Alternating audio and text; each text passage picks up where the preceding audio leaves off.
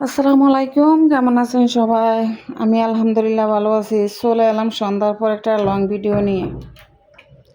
আশা করি সবার সাথেই থাকবেন, ফুল ওয়াচ করে দিবেন, একটু একটু করে পুরো ভিডিওটাই দেখবেন। চলে আসলাম আজকে শুক্রবার মানেই যে একটু কিছু রান্না করব না তা হয় না, বাচ্চাদের জন্য রান্না করতে হয়।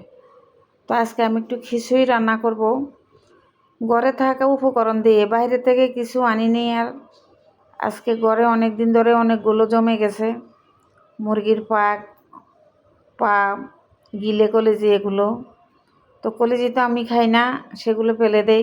এগুলোকে আমি একদম কুটে পরিষ্কার করে একদম ভেজে নিয়েছি। তারপরে মসুরের ডাল, মুগ ডালও ভেজে নিয়েছি।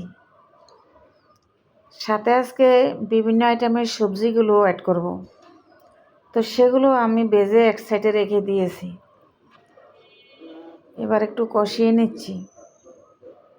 ভিডিওটা তো দিয়ে যাচ্ছি, কম বেশি আপনারা সবাই দেখেন, আমাকে ভালোবাসেন বলে এই পর্যন্ত আমি টিকে আছি। যদিও এখনও সফলতা পাইনি, মনিটাইজেশন পাইনি আমি ইউটিউব থেকে। তো আশা করি ইনশাল্লাহ আপনাদের সহযোগিতা যদি থাকে, আপনারা আমাকে সাপোর্ট করেন, ইনশাআল্লাহ হয়তো পেতে পারি।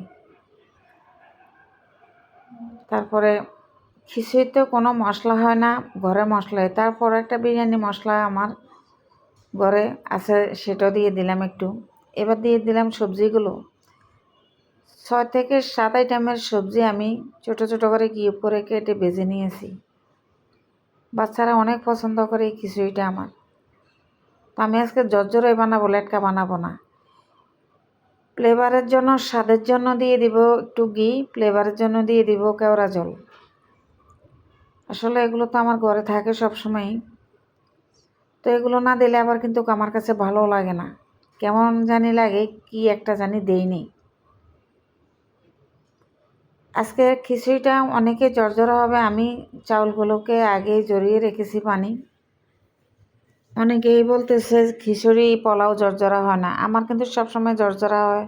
আমি আগেই চালগুলোকে ধুয়ে রেখে দিই শুকিয়ে। দমে দিয়ে দিলাম, এবার দেখলাম কেমন জর্জরা হয়েছে। দেখতেই পাচ্ছেন কতটা জর্জরা হয়েছে, একদম পোলাওর মতো। অথচ আমি এটার সাথে কত ধরনের মশলা ব্যবহার করেছি। দেখতে লোভনীয় লাগছে, তাই না? আপনাদের দাওয়াত রইল। আশা করি স্বেচ্ছায় ভালো করে মনোযোগ দিয়ে আপুর ভিডিওটা দেখবেন সবাই। এদিকে 4টা ডিম একটু ভুনা করে নেব। হয়তো বলতে পারেন যে এতগুলো খিচুড়ি রান্না করছি, 4টা ডিম কেন? 2-3 জনে খাবে ডিম, আর কেউ খাবে না। আমি একটা মুরগিও ভুনা করে রেখেছি, সেটা আর আপনাদের সাথে